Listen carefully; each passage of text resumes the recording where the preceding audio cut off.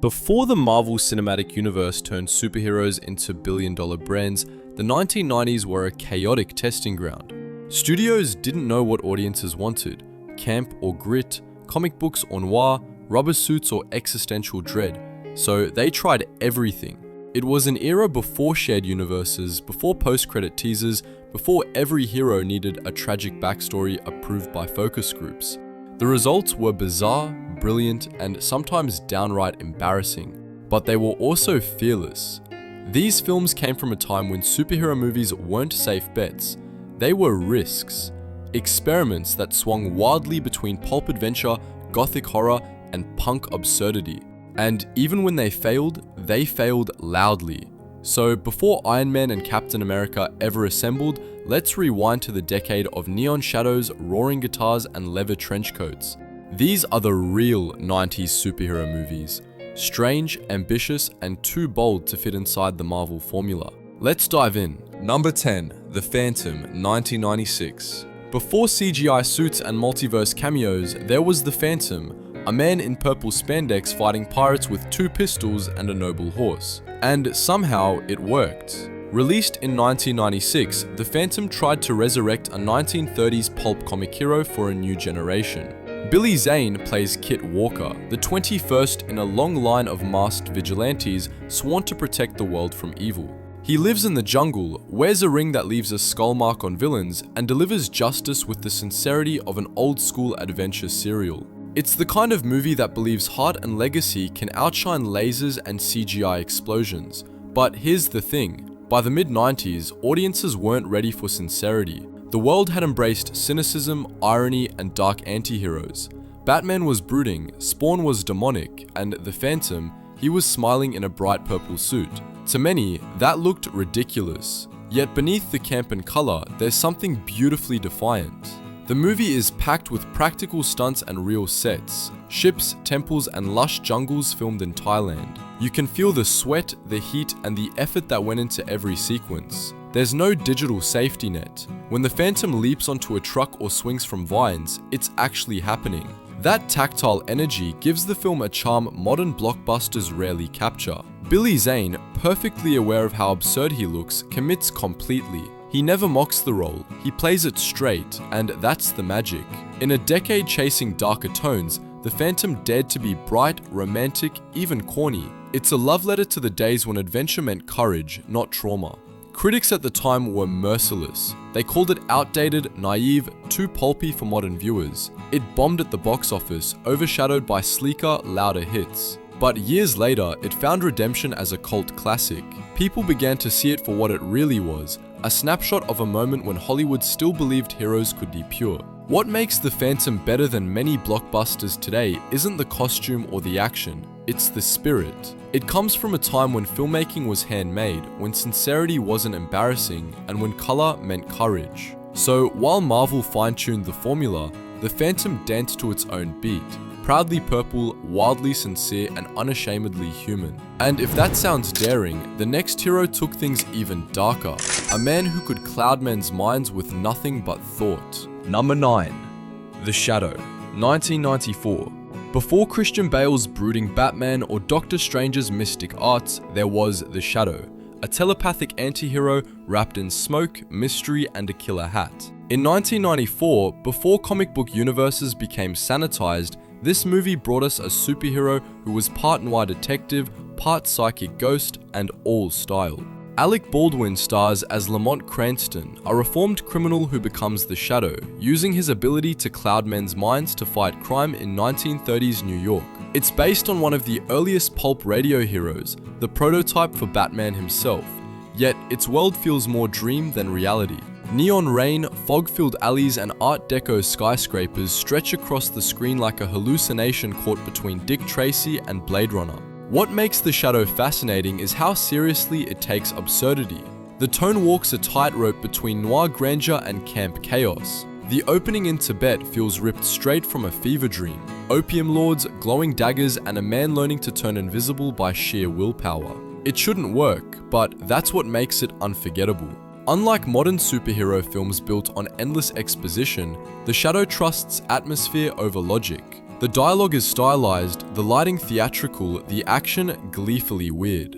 It's a film obsessed with mood, with making you feel like you're inside an old comic strip brought to life with smoke and mirrors. Alec Baldwin delivers one of the strangest performances of his career, half playboy charm, half demonic whisper. When he says the shadow knows what evil lurks in the hearts of men, it's pure pulp poetry. You believe him, and that belief pulls you deeper into its hypnotic world. Critics in 1994 didn't know what to make of it. Some called it a mess, others saw brilliance under the chaos. The box office shrugged, but visually, it was ahead of its time. Its moody design and surreal lighting paved the way for later neo-noir superhero films. You can see its fingerprints all over Dark City and Batman Begins. Revisiting it now, The Shadow feels like a time capsule from when Hollywood still experimented before everything was polished to algorithmic perfection. It dared to be stylish without irony, weird without apology. And that's the magic of the 90s superhero era.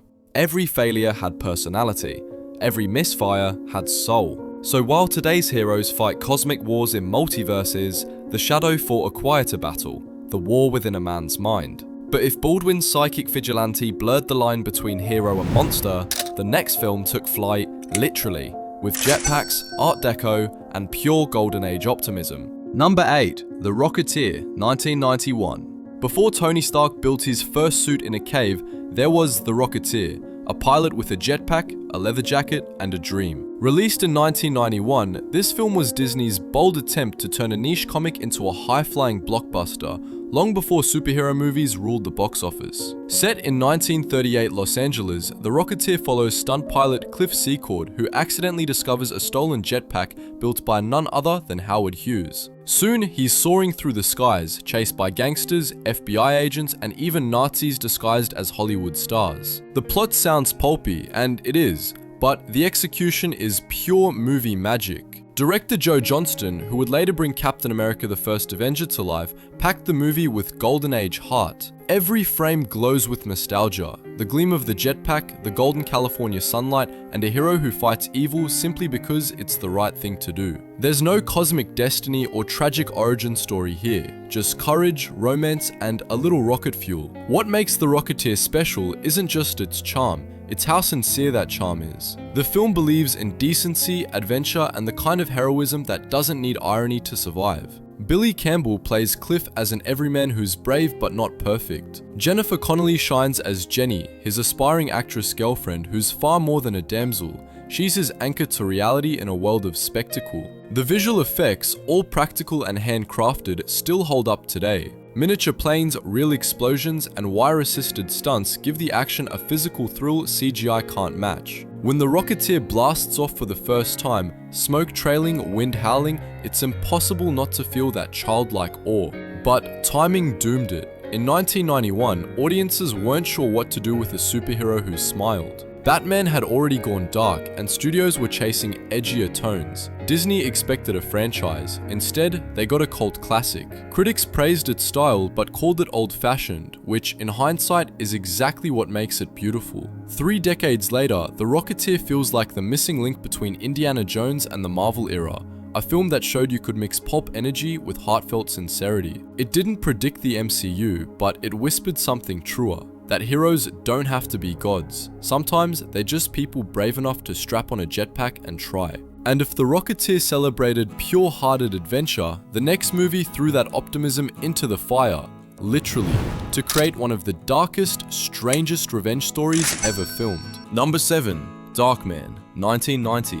Before Sam Raimi gave us Spider-Man, he gave us something darker, weirder, and far more unhinged. Darkman. This was the film that proved you didn't need a comic book license to make a superhero movie. You just needed a man in agony, a few gallons of fake skin, and a director with no fear. Released in 1990, Darkman stars Liam Neeson as Dr. Peyton Westlake, a scientist developing synthetic skin for burn victims. When gangsters destroy his lab and leave him disfigured, he becomes a creature of vengeance, able to mold new faces for short periods of time, but cursed with uncontrollable rage. It's half horror, half tragedy, and entirely Sam Raimi. What makes Darkman so unforgettable is its tone, that surreal blend of pulp energy, comic exaggeration, and pure madness. Raimi directs like a man possessed. Dutch angles, crash zooms, spinning shots, and operatic screams. Every frame looks like it could burst into flames. The film doesn't just borrow from comic books, it feels like one, long before studios figured out how to make that style mainstream.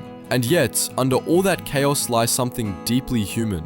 Peyton isn't a god or a billionaire, he's a broken man trying to rebuild himself. Literally. His new identity is made of lies and pain, but his heart still beats for love and justice. That emotional rawness sets Darkman apart from its slicker descendants. Liam Neeson plays the role with heartbreaking sincerity, long before he became Hollywood's go-to action father. You can feel his torment in every scream, every desperate attempt to hold on to his lost humanity. Frances McDormand as his love interest Julie adds real gravity, a rare emotional anchor in a film full of insanity. Critics in 1990 didn't quite know what to call it. Too violent for kids, too absurd for adults, too original to fit in a box. But that was the point. Darkman lived between genres. A Frankenstein story wrapped in superhero tropes stitched together with horror, tragedy, and Raimi's manic imagination. The film made enough money to spawn 2 sequels and quietly pave the way for Spider-Man a decade later. You can see Raimi testing everything. The moral dilemmas, the swinging camera shots, the idea that heroes are defined by sacrifice, not power. Today, Darkman feels like the missing DNA of modern superhero cinema. Messy, emotional, and entirely handcrafted. It's a reminder that imperfection can be power. And if Darkman showed us what happens when science turns into obsession, the next film took that fear and plunged it straight into hell, where vengeance wore a cape and justice burned in fire. Number 6. Spawn 1997. In the late 90s, before Blade made vampires cool and Marvel found its rhythm, one film tried to drag superhero cinema straight through the gates of hell. That movie was Spawn. It wasn't sleek or polished, it was loud, angry, and drenched in CGI fire, a chaotic explosion of ambition that went down in flames but still burned bright in memory. Spawn told the story of Al Simmons, a government assassin betrayed by his own agency and murdered in cold blood. In death, he makes a deal with a demon. To see his wife again, he agrees to return to Earth as a hellspawn, part soldier, part monster, wrapped in a living, twitching cape. It's revenge, religion, and rage mashed into one operatic nightmare. What makes Spawn fascinating isn't just its premise, but its context. In 1997, Hollywood had no idea what to do with a black superhero. Al Simmons, played by Michael Jai White, became the first major African-American lead in a superhero movie, and that alone was revolutionary. But instead of celebrating him, studios buried him under bad effects and an avalanche of noise. Still, beneath the chaos, Spawn dared to say something. It's a story about damnation and choice, about a man torn between serving hell or saving what's left of his soul. The themes of guilt, systemic corruption, and moral decay hit harder than people realized. Even its villain, the clown played by John Leguizamo, feels like a grotesque parody of America's love for violence and spectacle. And the visuals? Wild. The CGI cape looked like liquid nightmare, the hellscapes looked like PlayStation cutscenes, but for all its flaws, Spawn had style. It wanted to shock, to disgust, to do something new. You can almost feel the filmmakers reaching for greatness with bare hands. In an age before digital precision, they built hell out of rubber, latex, and raw imagination. Critics tore it apart, calling it ugly and incoherent. Yet, for a generation of young viewers, Spawn was unforgettable, a film that looked nothing like the shiny heroism of Superman or Batman. It was punk rock in comic book form, loud, messy, and unfiltered. Over time, it became a cult relic, loved for its ambition and energy more than its execution. You can trace its influence through darker anti-heroes that came later. From Blade to Venom to Hellboy, Spawn walked so that they could run. Today, it stands as a monument to excess, proof that sometimes even a beautiful failure can change the game. And if Spawn was a descent into hell, the next film climbed right back out into the rain-soaked rooftops of gothic tragedy, where love and vengeance shared the same wings. Number 5. The Crow, 1994. Before comic book movies became safe, one film proved that a superhero story could bleed. The Crow. Released in 1994, it's not just a film, it's a ghost story wrapped in leather and grief. A tragedy on screen and off, it remains one of the most haunting superhero tales ever made. Brandon Lee plays Eric Draven, a musician murdered alongside his fiancée by a gang on Devil's Night. 1 year later, he rises from the grave, guided by a supernatural crow to exact revenge on those who destroyed his life. It's part gothic fairy tale, part punk rock requiem, and every frame feels like pain turned into poetry. What makes The Crow different from any superhero movie before or since is its sincerity. There are no jokes, no postmodern irony, just raw emotion and rain-soaked vengeance. The film's world is drenched in darkness, not stylized darkness, but the kind that feels real, born of loss and love that won't die. Director Alex Proyas paints his city like a nightmare opera. Neon reflections, perpetual rain, and the endless echo of guitar strings. The cinematography feels alive with rage and romance. It's not a city to save, it's a wound to heal. Then there's Brandon Lee. His performance is electric, wild, graceful, and painfully human. Tragically, Lee died in an on-set accident before filming was complete, making the movie's themes of resurrection eerily prophetic. What you see on screen isn't just acting, it's an artist leaving behind his final heartbeat. Critics were stunned. What could have been another B-movie revenge flick became a cultural phenomenon. The Crow tapped into the spirit of the 90s underground, a generation caught between cynicism and yearning. The soundtrack, packed with Nine Inch Nails and The Cure, became a time capsule of grunge and sorrow. Beyond its aesthetic, The Crow redefined what a superhero could be. It wasn't about saving the world, it was about saving yourself from grief. Eric Draven wasn't a symbol of justice, he was a symbol of memory, a reminder that love outlasts even death. Modern blockbusters rarely dare to feel this personal. Everything now is polished, optimized, safe.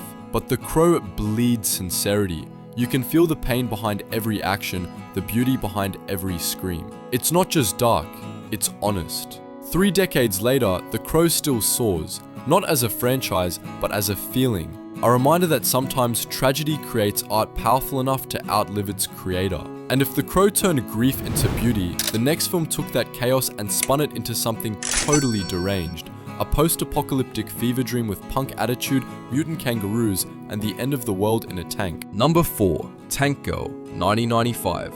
If The Crow was dark poetry, Tank Girl was pure anarchy. Released in 1995, this movie didn't just break the rules, it threw a tank at them, laughed, and drove away to a punk rock soundtrack. Based on the British underground comic by Jamie Hewlett, who later co-created Gorillaz, Tank Girl stars Laurie Petty as Rebecca, a chaos-loving outlaw surviving in a post-apocalyptic wasteland where water is controlled by a greedy megacorporation. She drinks beer, fires rockets, and flirts with mutant kangaroos. It's as insane as it sounds, and that's exactly the point. What makes Tank Girl unforgettable is that it doesn't try to be cool. It is cool, but by accident, through attitude alone. Every frame looks like it was spray painted on a bathroom wall. The film bursts with color, comic panels, hand-drawn animation, and deliberately messy edits. Director Rachel Talalay didn't make a superhero movie, she made a riot on film. And Laurie Petty, she is Tank Girl. Manic, funny, unfiltered, and completely free. Her performance feels like a middle finger to every serious male hero of the 90s. She talks fast, fights dirty, and refuses to be sexy in the way studios wanted. There's something liberating about that. Tank Girl isn't designed for the male gaze, she's designed to blow it up. Of course, Hollywood didn't know what to do with her. Studio executives butchered the movie, cutting entire sequences and sanitizing the chaos. The result was a box office disaster, slammed by critics who didn't understand what they were watching. But buried under the wreckage was a film that, decades later, would be rediscovered as a feminist, punk, anti-establishment time bomb. Tank Girl predicted a world where rebellion is the only way to survive, where corporations own water and freedom means driving your own war machine through the desert. That message hits harder now than it did in 1995. Beneath the glitter, the absurdity, and the mutant kangaroos, it's a story about identity, about refusing to let anyone define your version of power. Its soundtrack, stacked with Bjork, Hole, and Devo, became a mixtape of 90s counterculture. Its art style influenced fashion, comics, even music videos for years. What once looked like a failure now plays like prophecy, a chaotic blueprint for everything from Mad Max Fury Road to Birds of Prey. Tank Girl wasn't made for everyone. It was made for anyone who ever wanted to smash the system with a grin. And if Tank Girl was rebellion on wheels, the next film strapped on a sword and turned rebellion into something sleek, silent, and dangerously cool.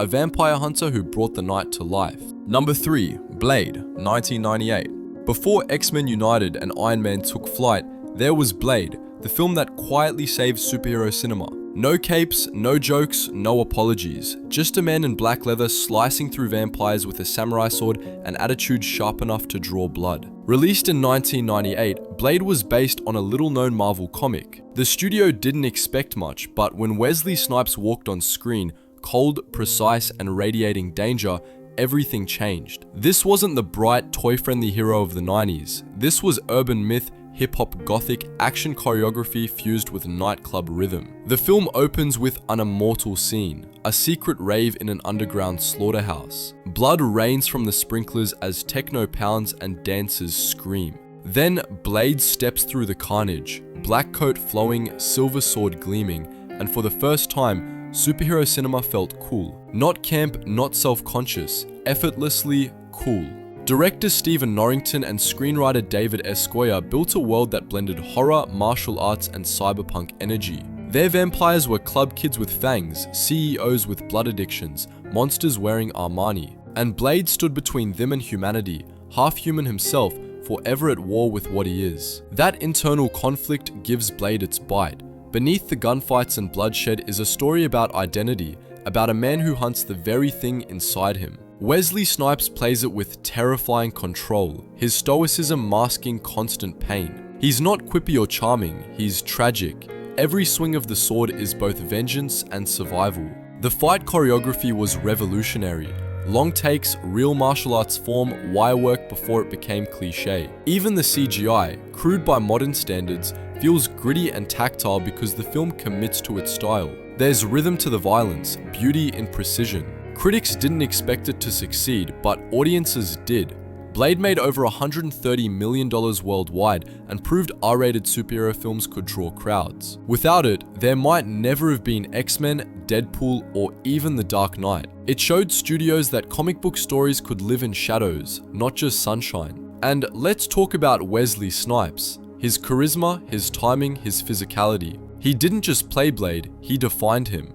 Every hero after, from Neo in The Matrix to Marvel's own Black Panther, owes a little debt to that precision, that presence, that refusal to compromise. Over 25 years later, Blade still looks fierce. It doesn't beg for nostalgia, it demands respect. While modern blockbusters drown in CGI spectacle, Blade is pure craft. Tight editing, real choreography, and an unapologetic sense of style. If there's one truth it proved, it's this. Cool isn't about budget or branding, it's about conviction. And if Blade gave us sleek darkness, the next movie dove headfirst into gothic madness, where Christmas turned into a nightmare and Gotham became a circus of the damned. Number 2. Batman Returns, 1992. If the first Batman made the hero iconic, Batman Returns made him mythic. Released in 1992, Tim Burton's follow-up to his 1989 hit didn't just continue the story, it descended into the psyche of Gotham itself. What emerged wasn't a sequel, it was a fever dream. This is a superhero movie set at Christmas, but it's no holiday cheer. Gotham is frozen in black snow, lit by fire and neon. Every corner drips with gothic decadence. It's a city that looks alive but rotting from within, a reflection of every broken soul living inside it. Michael Keaton returns as Batman, quieter and colder than ever. He barely speaks, and yet every movement feels haunted. But Batman Returns isn't really about him. It's about the monsters around him, reflections of his own fractured identity. Michelle Pfeiffer's Catwoman is magnetic chaos, half victim, half goddess, reborn from pain and latex. She's seductive and sad, clawing her way through patriarchy with whip and wit. Danny DeVito's Penguin is tragic horror incarnate, abandoned, deformed, desperate for love, yet driven by cruelty. These aren't just villains, they're mirror images of Batman himself, people who fell and never stopped falling.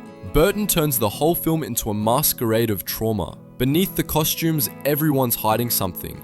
Love, rage, loneliness, it all blows together under the snowfall.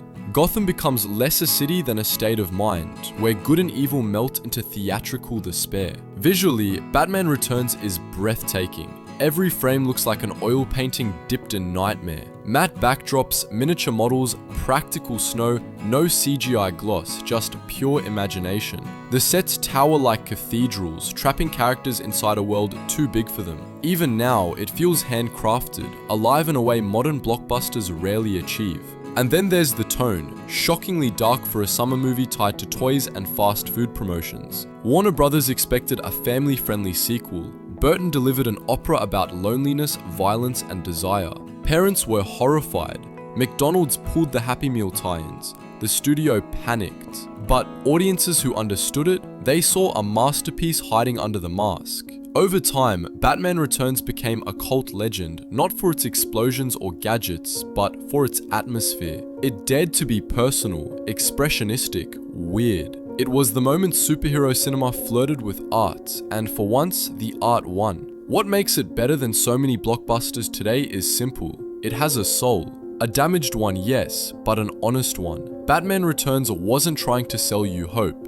It was trying to show you what happens after you lose it. And if Gotham was Burton's cathedral of despair, the final entry on this list stepped into something quieter.